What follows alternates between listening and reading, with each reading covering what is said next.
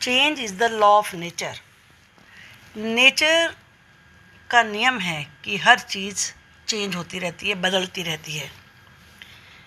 Baby से child बनता है, फिर adolescents, then adult and then old age. Adolescence से हमारा मतलब क्या होता है? इसे टीन एज भी कहते हैं। और टीन एज में इतने सारे चेंजेस आते हैं, इमोशनल, मेंटल, फिजिकल, कि एंटायरली आदमी चेंज हो जाता है। कौन कौन से हार्मोन्स इसमें बनने लगते हैं, क्या क्या चेंजेस आते हैं, ये हम इस चैप्टर में पढ़ने वाले हैं, जिसका नाम है reaching the age of adolescence. Adolescence होती क्या है? The time period when the body undergo changes. ये टाइम होता है जब बॉडी में बहुत ज़्यादा चेंजेस होते हैं। किस प्रकार के चेंजेस तो बेबी से जो चाइल्ड होता है तब भी चेंजेस होते हैं, लेकिन कौन से changes? To reach reproductive maturity, यानी कि रिप्रोडक्टिव मैच्योरिटी तक पहुंचने के लिए जो चेंजेस होते हैं उस पीरियड को एडोलसेंस कहते हैं। इट बिगिंस, अब टीन एज शुरू कब से होती है? एडोलसेंस कब से ये प्रोसेस शुरू होती है? जैसे कि इसको टीन एज भी कहते हैं, मैंने जैसे अभी आपको बताया। टीन एज कब से शुरू होती है? आपने 10 ये नंबर देखा, टीन इसके बाद ऐड होता है बहुत सारे नंबर्स में, तो जनरली इसको एक लेकर 11 से इसको शुरू किया जाता है, 10 से नहीं, 11 से 18 या 19 ईयर्स तक। 19 तक टीन लगता है, तो इसे एक रफली आप अपने दिमाग में रख सकते हैं। It begins around the age of 11 and last till about 18 और 19 ईयर्स ऑफ एज। 11 से शुरू होकर ये 18 या 19 ईयर्स तक चलती रहती है। Adolescence in girls can begin 1 or 2 years earlier than boys. Adolescence यानी कि टीनेज बॉयज़ की अपेक्षा गर्ल्स में जल्दी शुरू होती है, 1 या 2 ईयर्स पहले। Puberty, the various changes that occur का मतलब होता है घटित होना, टेक प्लेस। जो बहुत सारे चेंजेस होते हैं in the body during adolescence mark the onset of puberty. उसे ही प्यूबरिटी की शुरुआत कहते हैं। ऑनसेट का मतलब होता है बिगिनिंग, शुरुआत। Puberty ends when teenagers attain sexual maturity. और जब ये सेक्सुअल मैच्योरिटी प्राप्त हो जाती है, टीनेजर्स को पूरी मैच्योरिटी आ जाती है, तो प्यूबरिटी समाप्त हो जाती है। Changes that take place during puberty, boys और गर्ल्स में दोनों अलग अलग चेंजेस होते हैं। स्किन गेट्स ऑयलियर, यहाँ पर बॉयज़ के चेंजेस दिखाए गए हैं कि जो स्किन है वो ऑयली रहने लगती है। Shoulders get wider, shoulder wide होने लगते हैं, चौड़े होने लगते हैं। फेशियल हेयर, फेस पर hair, hair under the arms, pubic hairs, neck, chest and leg muscles get bigger and stronger. Girls में होल बॉडी गेट्स कर्वियर। कर्वियर क्या होता है? कर्व जैसी शेप आने लगती है। ये आप देख रहे हैं, इधर ऑलमोस्ट स्ट्रेट है और इधर कर्व की शेप में है। Skin gets oilier, hair under the arms, hip bones wider, यहाँ से गर्ल्स का ये हिप बोन्स वाइड होती हैं। Weight gain on हिप्स, lag muscles gate bigger and stronger. Increase in height, it is caused by the growth in long bones of the arms and legs. जो arms की और legs की bones होती हैं वो long होने लगती हैं। Girls grow faster than boys initially in the beginning, शुरुआत में। गर्ल्स जल्दी ग्रो होती हैं बॉयज़ के कंपैरिजन में, but both reach their maximum height by the age of 18 years. लेकिन 18 ईयर्स की एज तक आते आते मैक्सिमम अपनी हाइट तक वो पहुंच चुके होते हैं। Change in body shape, boys develop broader shoulders, shoulder चौड़े होने लगते हैं, wider chest, prominent muscles prominent उभरी हुई होने लगती हैं। In girls region below the waist, जो वेस्ट से नीचे का एरिया होता है, बिकम्स वाइडर, वो वाइड होने लगता है। Change in the voice pattern, voice pattern में भी चेंज होता है। वॉइस बॉक्स जिसे लैरिंग्स कहते हैं, स्टार्ट्स ग्रोइंग ड्यूरिंग प्यूबरिटी, ये प्यूबरिटी में ग्रो होने लगता है। इट प्रोट्रूड्स, प्रोट्रूड्स का मतलब है जो नेक होती है उसमें ये थोड़ा बाहर को आ जाता है। इन मेल्स, मेल्स में केवल, गर्ल्स में नहीं। इन the neck region and is cold Adam's apple, और इसे एडम्स एप्पल कहते हैं। जैसे आप देख रहे हैं ये नेक है और ये भी टीन एज में आता है, ये इसे ही एडम्स एप्पल कहा जाता है।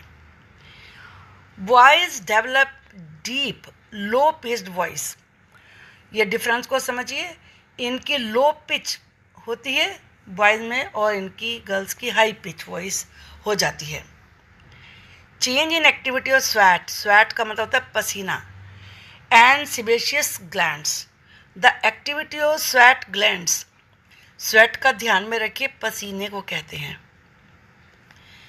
पसीना ग्लैंड से निकलता है। ग्लैंड्स क्या होती हैं? ग्लैंड्स एक तरीके से इस तरह से कोई भी शेप हो सकती है, तो उसको ग्लैंड्स कहते हैं। पढ़ेंगे आप इसके बारे में डिटेल में भी। Increase is during puberty resulting in production of more sweat, इसीलिए ज़्यादा स्वेट प्रोड्यूस होता है। The oily secretions from sebaceous glands increase, sebaceous gland से ऑयली सिक्रीशन की मात्रा बढ़ जाती है। The accumulation of oil and bacterial action lead to acne problem in teenagers. Generally आपने देखा होगा कि एक्ने क्या होता है? मुहासे। टीनेजर्स में एक बड़ी प्रॉब्लम होते हैं, तो वो इसीलिए होते हैं कि ऑयल इकट्ठा होने लगता है, एक्यूमुलेशन, क्योंकि सिबेशियस ग्लैंड से निकलता ज़्यादा है और इसीलिए बैक्टीरियल एक्शन की वजह से एक्ने बनने लगते हैं। Changes in sex organs, testis and penis develop completely in males, testis start producing sperms, sperms बनने शुरू हो जाते हैं। ओवरीज डेवलप कंप्लीटली, ओवरीज पूरी तरह से डेवलप हो जाती हैं फीमेल में, and start producing eggs in female, और एग्स प्रोड्यूस करना शुरू कर देती हैं। चेंज इन इंटेलेक्चुअल लेवल, इंटेलेक्चुअल लेवल में, बौद्धिक स्तर में change. The learning capacity of brain increases, brain की जो सीखने की कैपेसिटी है वो बढ़ जाती है। Intellectual development takes place during adolescence, intellectual development भी एडोलसेंस में होता है। Development of secondary sexual characteristics, secondary sexual development characteristic का डेवलपमेंट शुरू हो जाता है, जो कि निम्न प्रकार से पहले हम मेल्स की डिस्कस करेंगे। क्या क्या होता है? अपीयरेंस ऑफ मुस्टैचेस, मुस्टैचेस मूंछों को कहते हैं, बियर्ड दाढ़ी को कहते हैं, तो वो दिखने लगती हैं, आने लगती हैं। Appearance of hair on chest, chest पे हेयर की ग्रोथ हो जाने लगती है। Growth of hair in genital area and other parts. Secondary sexual characteristics in female, female में क्या चेंजेस आते हैं? Increase in breast size, growth of hair in the pubic region. Main चीज़ है हार्मोन्स। हार्मोन्स क्या होते हैं? केमिकल मैसेंजर्स होते हैं। Hormones are chemical secretions, body से कुछ केमिकल्स रिलीज होने लगते हैं, सीक्रेट करने लगते हैं कुछ glands, that bring about various changes in the body, जिससे बॉडी में बहुत सारे चेंजेस होते हैं। They are produced by endocrine glands, body में एंडोक्राइन ग्लैंड्स होते हैं, ये ध्यान में रखिए, इस नाम को याद रखिए। वहाँ से ये हार्मोन्स रिलीज होते हैं, सीक्रेट होते हैं, कोई एक वर्ड यूज़ कर सकते हैं हम। These glands release hormones into the blood, और ये हार्मोन्स रिलीज कहाँ होते हैं? ये ब्लड में रिलीज होते हैं to reach specific target site. और जिस टारगेट पे इन्हें पहुंचना होता है उस टारगेट पे ये पहुंचाए जाते हैं, किसके द्वारा? ब्लड के द्वारा। Production of hormones is under the control of hormones produce from pituitary gland. Pituitary gland जो कि दिमाग में होती है, आगे आप देखेंगे इसको, ये एक तरीके से मास्टर ग्लैंड है। जो भी सिक्रीट होते हैं हार्मोन्स, उनका कंट्रोल पिट्यूटरी ग्लैंड में होती है, जो हमारे दिमाग में होती है। Characteristics of hormones. Hormones act as chemical messengers. ये ध्यान में रखिए, हार्मोन्स केमिकल मैसेंजर्स हैं ये, और जिस जगह मैसेज लेके जाना होता है उस टारगेट साइट पे पहुंच जाते हैं, और वहाँ पे जो भी इन्हें फंक्शन करना होता है वो फंक्शन करते हैं। They are secreted by living cells. जो लिविंग सेल्स होते हैं, टिश्यूज़ होते हैं, ऑर्गन्स होते हैं, जिन्हें ग्लैंड्स कहते हैं, उनके द्वारा इनको सिक्रीट किया जाता है। दे आर सिक्रेटेड, सिक्रीट का मतलब बताया आपको, रिलीज़ करना, निकालना, in very small quantities by glands. Glands के द्वारा बहुत कम मात्रा में इनको रिलीज़ किया जाता है। ग्लैंड से बहुत छोटी होती हैं, कुछ ग्लैंड तो पी के साइज़ की होती हैं, जो मटर का दाना होता है, और जो ये हार्मोन्स रिलीज़ करती है वो तो बहुत ही कम मात्रा में होते हैं, स्मॉल क्वांटिटी में होते हैं। They act upon specific cells, tissues और organs call the target sites. ये कुछ पर्टिकुलर सेल्स पर या टिश्यूज़ पर या ऑर्गन्स पर, जिन्हें कि टारगेट साइट कहा जाता है, उस पे अपना एक्शन दिखाते हैं। कौन? हार्मोन्स, यानी कि केमिकल, जो केमिकल्स रिलीज़ किए गए हैं ग्लैंड्स के द्वारा। They are generally slow in action. Action में ही स्लो होते हैं, but have long lasting effects. लेकिन इनका जो इफ़ेक्ट होता है वो लंबे समय तक चलने वाला होता है। लॉन्ग लास्टिंग का मतलब है लंबे समय तक रहने वाला। दे इधर एक्सीलरेट, एक्सीलरेट का मतलब है बढ़ा देना, इंक्रीज, और इनहेबिट, इनहेबिट का मतलब है रोक देना, stop, A reaction.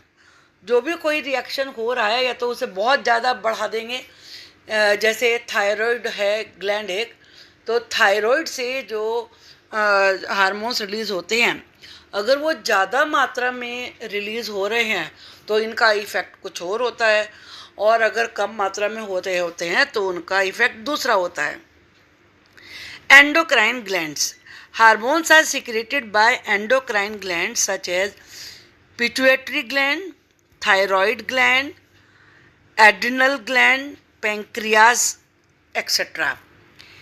Major endocrine glands in humans are pituitary, hypothalamus, pineal, thyroid, parathyroid, thymus, pancreas, adrenal, testes in men and ovary in women.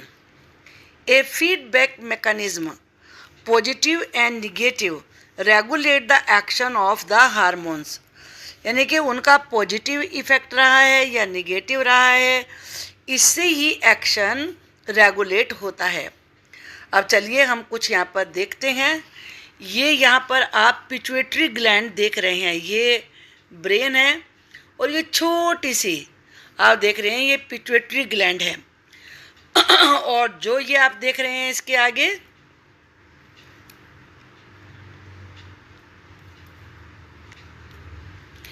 ये पिट्यूटरी ग्लैंड है, और ये यहाँ पर देख रहे हैं ये हाइपोथैलेमस है, और ये पीनियल ग्लैंड है।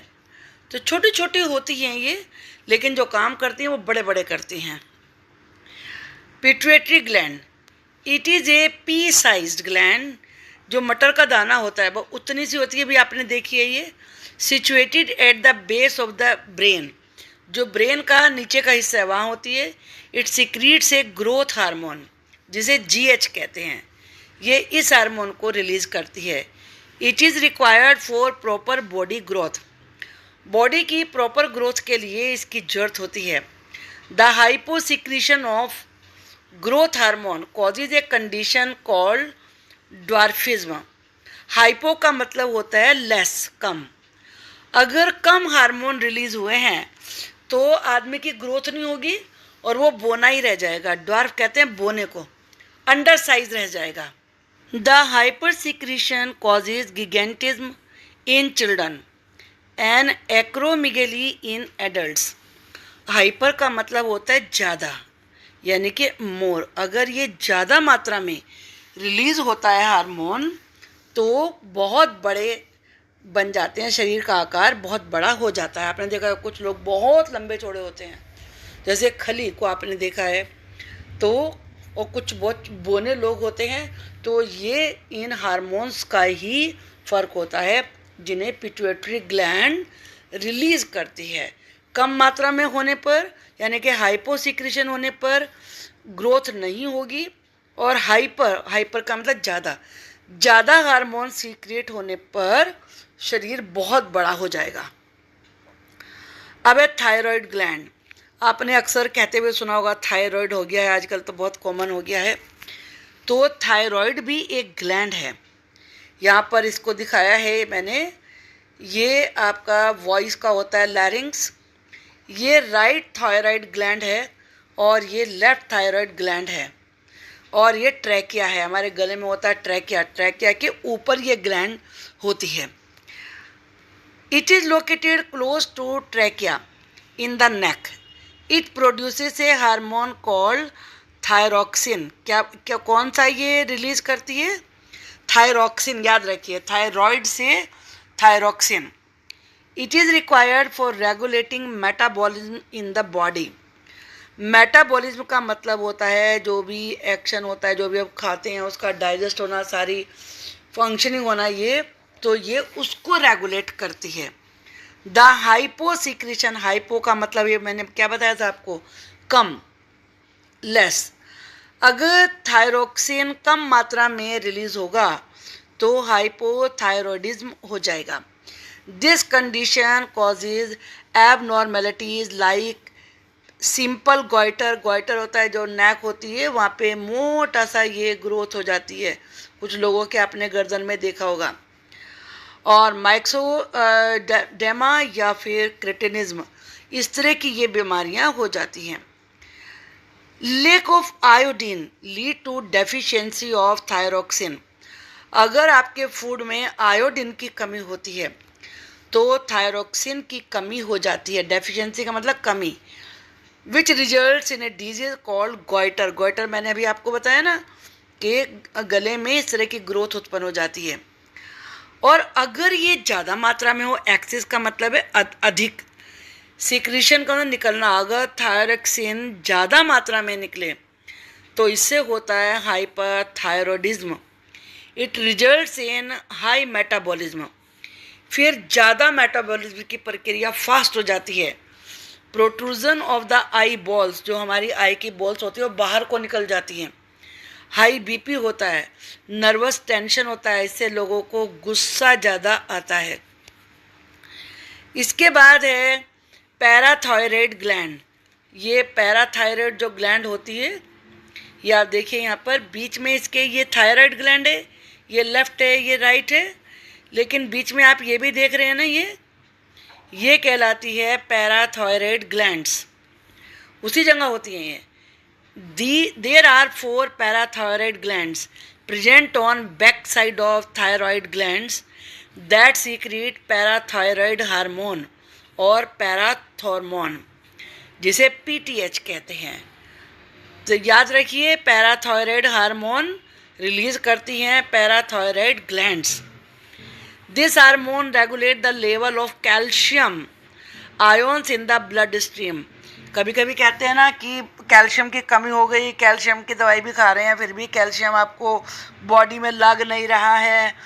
तो जो कैल्शियम के आयोन्स हैं, कैल्शियम की मात्रा है, उसको ये हार्मोन रेगुलेट करते हैं।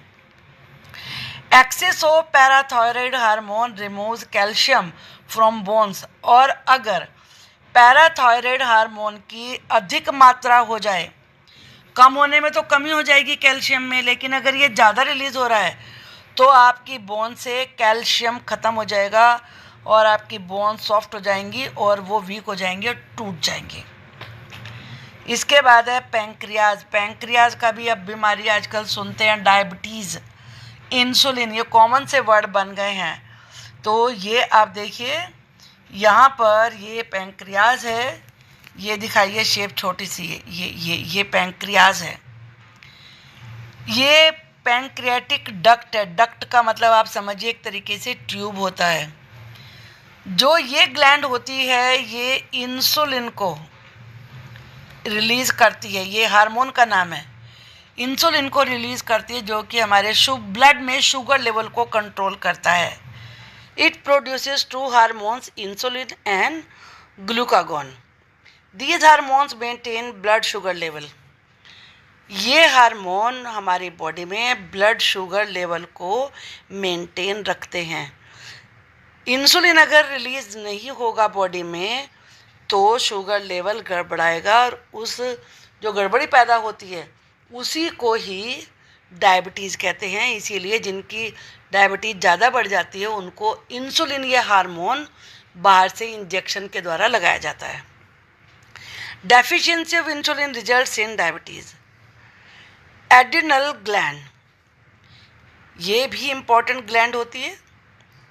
तो ये आप देखिए ये हमारी किडनी है, दो किडनी के ऊपर इस जगह पर ये दो होती हैं। ये लेफ्ट एड्रिनल ग्लैंड है और ये राइट एड्रिनल ग्लैंड है। अब इनका काम क्या होता है? There are two adrenal glands located on upper part of each kidney. हर एक किडनी के ऊपर के पार्ट पे ये होती हैं। ईच हैज़ टू पार्ट्स, इनके दो पार्ट्स होते हैं, कॉर्टेक्स और मेडुला। ये यहाँ पर आप देखिए ये दिखा रखा है, ये शेप है, ये कॉर्टेक्स कहलाता है जो येलो पार्ट है। जो सेंटर का पार्ट है ये मेडुला कहलाता है। Cortex secretes the hormones like cortisol that regulate the rate of metabolism. जो कोर्टिसोल हार्मोन होता है ये मेटाबॉलिज्म के रेट को रेगुलेट करता है, कंट्रोल करता है। The medulla secretes a hormone like adrenaline that prepare the body to face various stressful situation. ये चीज़ इम्पोर्टेंट है। कभी आप मुसीबत में फंसे हैं? जब आप कभी मुसीबत में फंसे होते हैं तो एक्स्ट्रा ताकत आपकी बॉडी में आ जाती है। कैसे आती है वो? इसी एड्रेनालाइन हार्मोन की वजह से।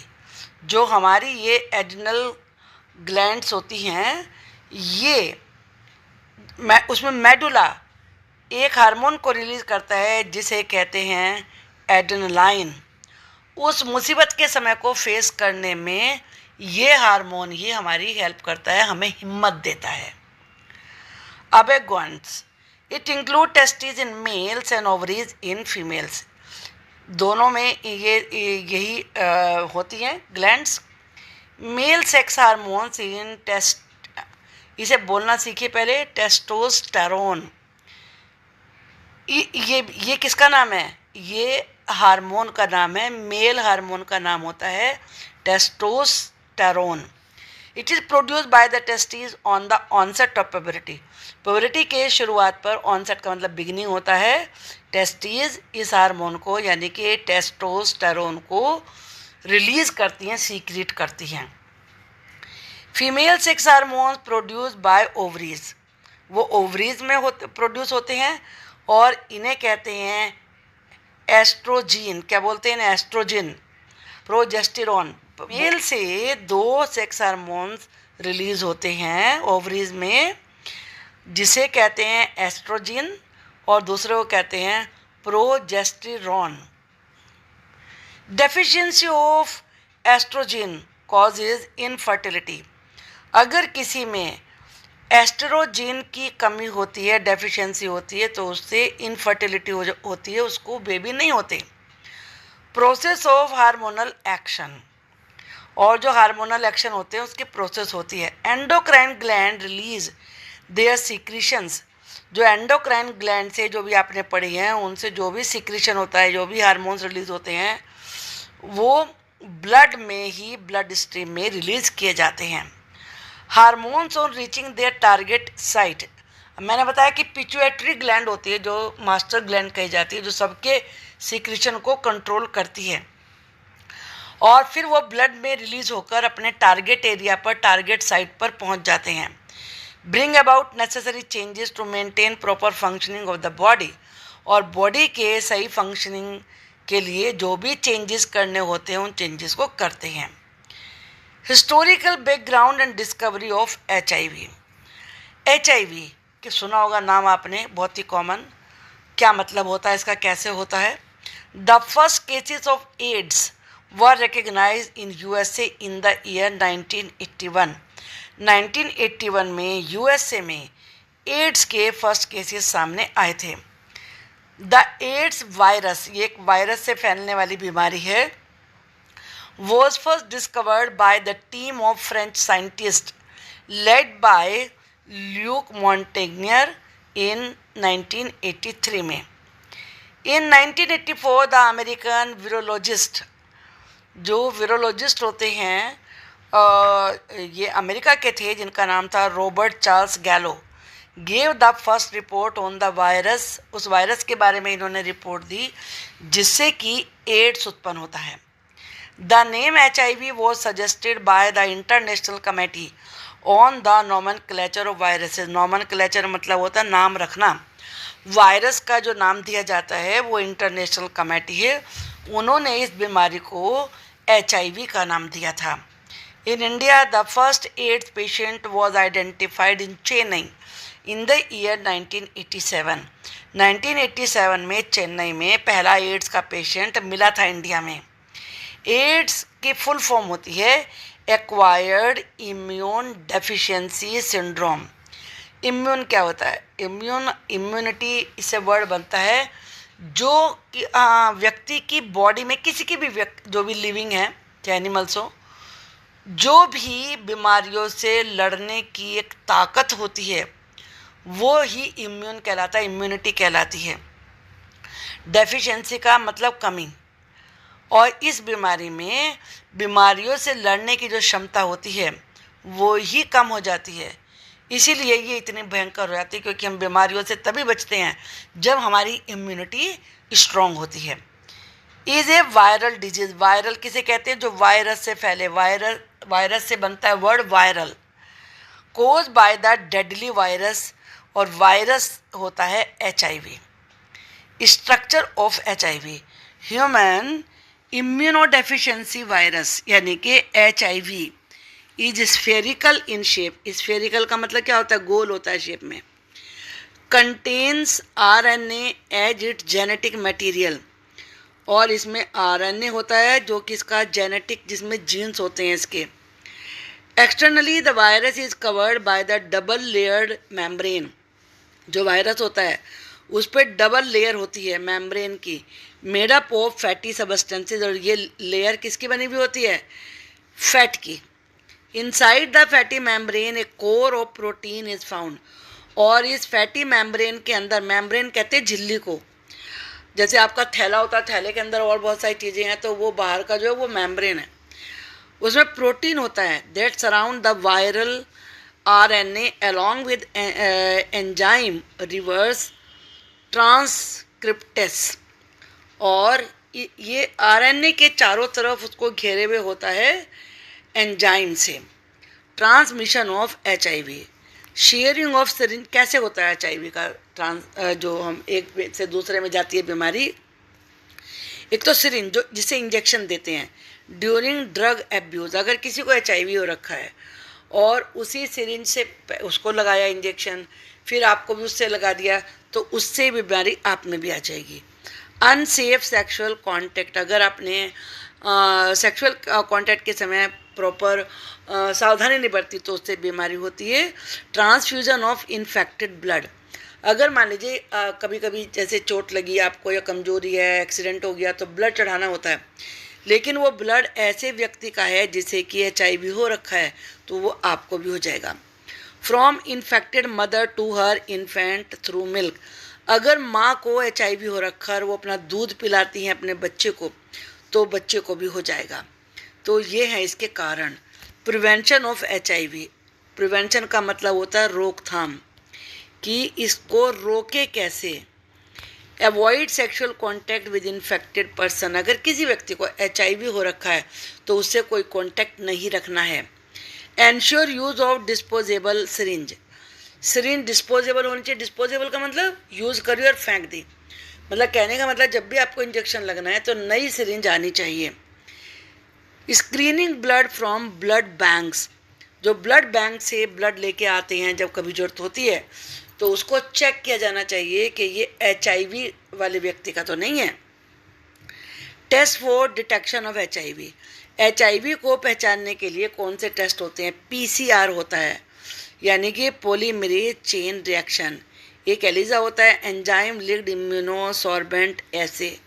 एक वेस्टर्न ब्लोट होता है। Personal health and hygiene in adolescents, adolescent में टीन एजर्स में हेल्थ और हाइजीन का क्या इम्पोर्टेंस है? Adolescent should have a balanced diet, क्योंकि इस समय जैसे अभी आपने पढ़ा बहुत सारे चेंजेस होते हैं, तो इसीलिए डाइट्स अच्छी होनी चाहिए, इस समय बैलेंस्ड होनी चाहिए। With right proportion of various nutrients, जो भी ज़रूरी न्यूट्रिएंट्स हैं वो डाइट में सब होने चाहिए। Adolescent should maintain cleanliness to prevent bacterial infection, अभी आपने पढ़ा कि ऑयली स्किन हो जाती है, तो इसीलिए अपनी क्लीनलीनेस टीनेजर्स को ज़रूर रखनी चाहिए।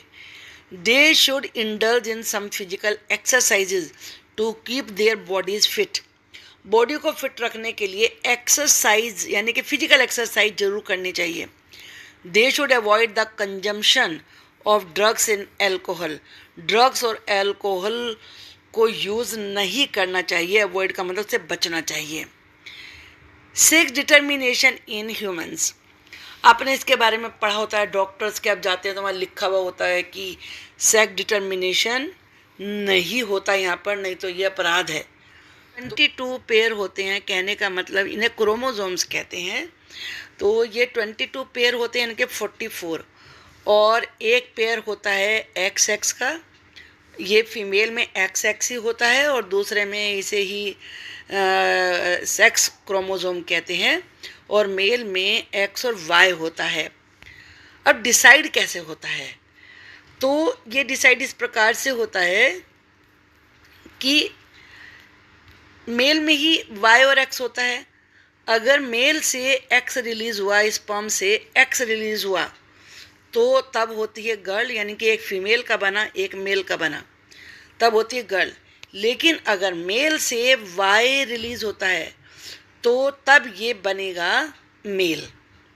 Y से मेल बनता है और X से फीमेल बनता है, क्योंकि फीमेल में तो XX ही होता है, Y का मतलब ही नहीं है। तो डिसाइड करने वाला कौन हुआ? मेल हुआ। मेल के स्पर्म में अगर X मेल वाला स्पर्म रिलीज़ होता है तो तब ये गर्ल बनेगी, और अगर Y वाला रिलीज़ होता है तो तब मेल बनेगा। अब पढ़ते हैं इनके बारे में। Autosomes, first 22 pairs of chromosome, जैसे मैंने बताया कि 22 पेयर होते हैं, यानी कि total 44, that do not determine the sex of an individual, ये डिसाइड नहीं करते कि मेल बेबी होगा या फीमेल बेबी होगा। 6 क्रोमोसोम्स भी होते हैं, जो लास्ट पेयर ऑफ क्रोमोसोम्स है, जिन्हें X और Y कहा जाता है। Female have 2X chromosome, female में दोनों X ही होते हैं। So can be represented as 44, तो ऑटोसोम्स हुए, और XX ये सेक्स क्रोमोसोम्स हुए। Males have 1X and 1Y chromosome, so can be represented as 44, 44 तो ऑटोसोम्स हुए, ऑटोसोम क्रोमोसोम्स, और एक X है एक Y है। Each gamete receives half of the chromosomes, her gamete में 22 होते हैं, यानी कि 22 हुए ये आपके फीमेल के, और या फिर आपके कहलाएंगे 22Y, यानी कि जिसमें Y जो सेक्स क्रोमोसोम है वो Y होगा। मेल गैमेट्स हैव 22 ऑटोसोम्स, इधर X और Y क्रोमोसोम्स, ये केवल मेल में होते हैं जो Y होता है। Male gametes can be of 2 types, 22X होगा या 22Y होगा। Female gametes can be of only one type. Female gametes केवल एक ही तरह के होते हैं क्योंकि उसमें तो एक्स ही होता है, वाई तो होता ही नहीं है। Sex of A baby is determined by the type of the male gamete. अब बेबी का सेक्स मेल गैमेट से डिसाइड होता है, वो एक्स है या वाई है, that fuses with the female gamete, जब वो फीमेल गैमेट से फ्यूज़ होता है। अभी मैंने आपको पिक्चर में ये समझाया था अच्छे तरीके से, यहाँ पर आप इसमें एक बार फिर इसको देख सकते हैं अब पढ़ने के बाद। अब अगर मान लीजिए ये मेल है, मेल से ये 22 प्लस एक्स आके फीमेल के साथ ये मैच हुआ तो ये गर्ल बनेगी। और अगर वाई आता है, ये स्पर्म की शेप दिखाइए,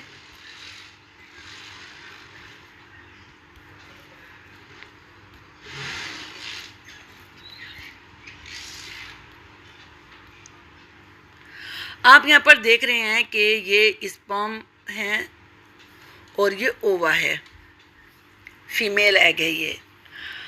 तो फीमेल एग तो दोनों 22 प्लस एक्स 22 प्लस एक्स ये यहाँ से, लेकिन अगर इनमें आके जो फीमेल के हैं, ये आप एरो देख रहे हैं, ये एक्स वाले मिलते हैं, स्पर्म है ना ये, तो तब तो गर्ल बनेगी। लेकिन अगर फीमेल के एग के साथ ये वाई वाला स्पर्म आके मिलता है तो बॉय बनेगा। I think it is clear to you. आपको ये लेसन अच्छे से समझ में आ गया होगा। इसके क्वेश्चन आंसर्स की वीडियो मैं बनाऊंगी। अगर आप चैनल पर नए हैं तो सब्सक्राइब कर लीजिए और मुझे वीडियो को देखकर बताइए आपको कैसी लगी। Thank you.